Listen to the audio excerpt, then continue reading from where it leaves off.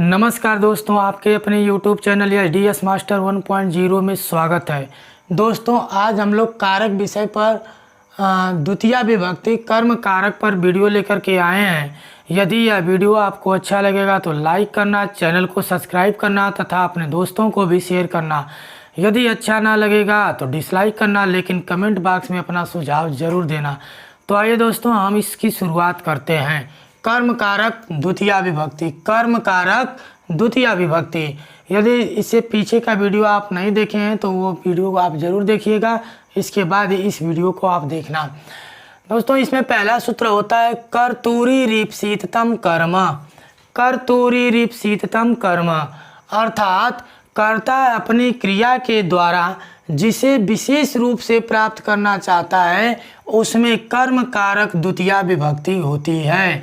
अर्थात दोस्तों, हम कह सकते हैं कि कर्ता अपनी क्रिया के माध्यम से जिससे विशेष रूप से चाहता है, मुख्य रूप से चाहता है, उसमें कर्म कारक द्वितीय विभक्ति का प्रयोग होता है।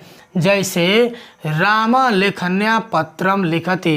राम जो है अपनी लेखनी, लेखनी क्या है, उसकी क्रिया है।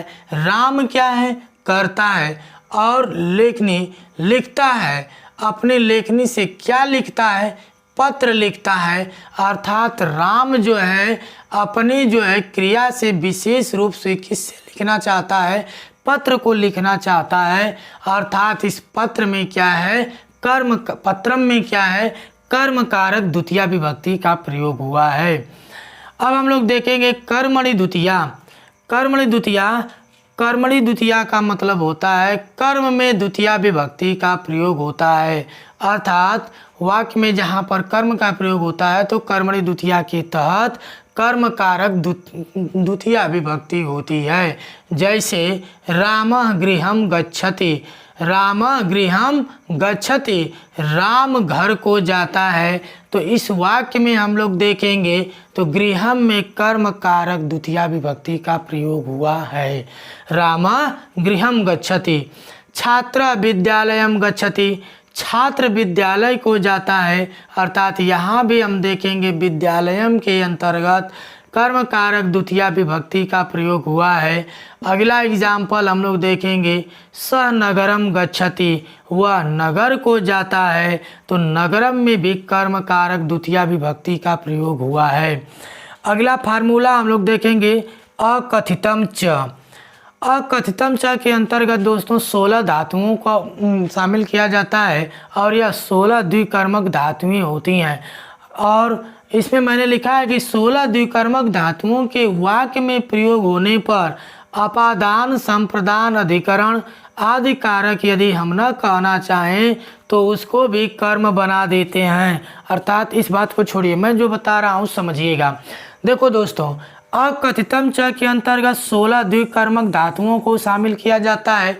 अकथितम च के अंतर्गत कुल कितनी द्विकर्मक धातुएं होती हैं, 16 द्विकर्मक धातुएं होती हैं। अब इन 16 द्विकर्मक धातुओं का वाक्य में जहाँ भी प्रयोग किया जाएगा उसमें अकथितम च के अंतर्गत कर्म कारक द्वितीय विभक्ति होती है। इस बात को आप ध्यान रखिएगा, आपका 95% उत्तर जो है सही हो जाएगा।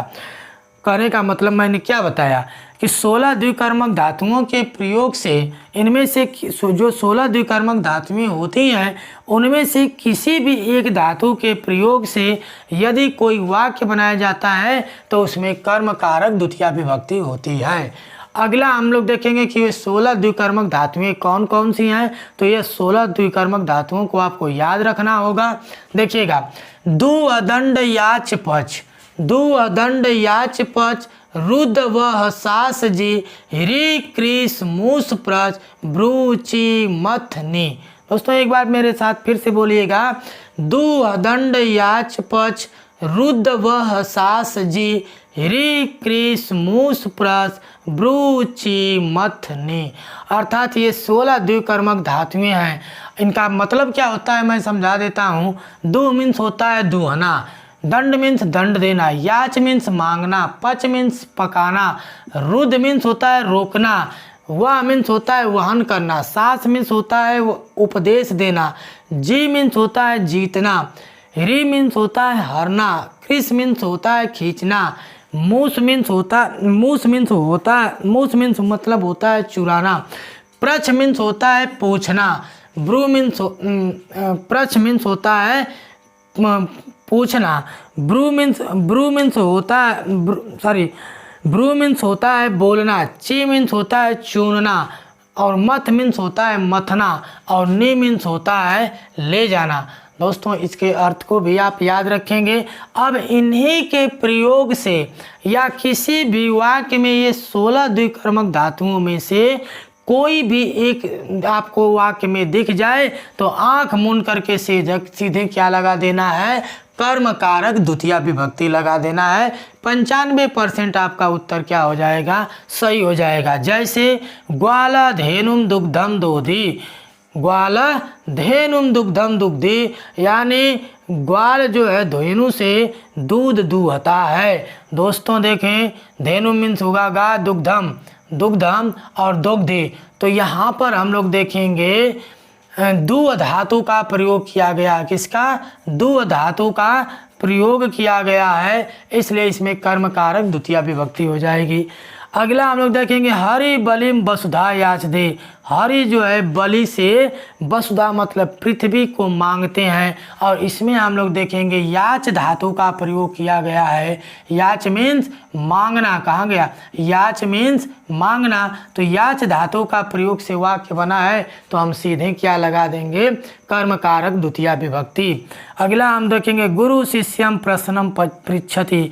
गुरु जो है शिष्य से प्रश्न पूछता है, और यहाँ पर पृच्छ धातु का प्रयोग किया गया है मित्रों, इसलिए हम लोग देखेंगे पृच्छ मीन्स पूछना, अर्थात इसमें सीधे क्या हो जाएगा, कर्म कारक द्वितीया विभक्ति हो जाएगी।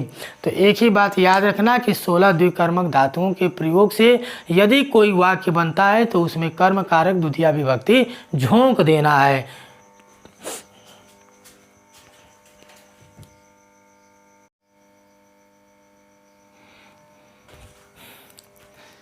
दोस्तों हम लोग देखेंगे चौथा सूत्र कर्म कारक द्वितीया विभक्ति का, यह चौथा सूत्र हम लोग देखेंगे।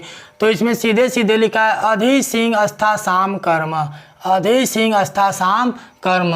हम लोग देखेंगे अधि इसमें क्या है, उपसर्ग है, सिंह क्या है, धातु है, अस्था क्या है, धातु है, और आस क्या है, धातु है। तो हम लोग देखेंगे कि अधि उपसर्ग है और सिंह अस्था और आस क्या है, धातु है। सी का मतलब क्या होता है, सोना, अस्था का मतलब क्या होता है, ठहरना, और आस का मतलब क्या होता है, बैठना।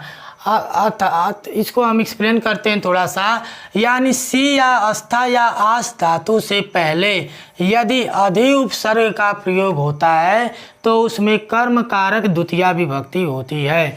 जैसे राजा सिंहासनम अधितिष्ठति, राजा सिंहासन पर क्या करता है, ठहरता है। तो इसमें हम लोग देखेंगे अस्था धातु से पहले अधि उपसर्ग का प्रयोग हुआ है, इसलिए इसमें कर्म कारक द्वितीया विभक्ति है।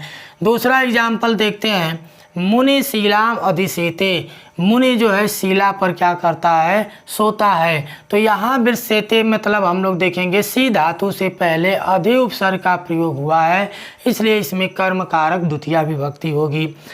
यदि दोस्तों सी अस्था या आस धातु से पहले यदि अधि उपसर्ग का प्रयोग नहीं होता है तो उसमें अधिकरण कारक सप्तमी विभक्ति होती है।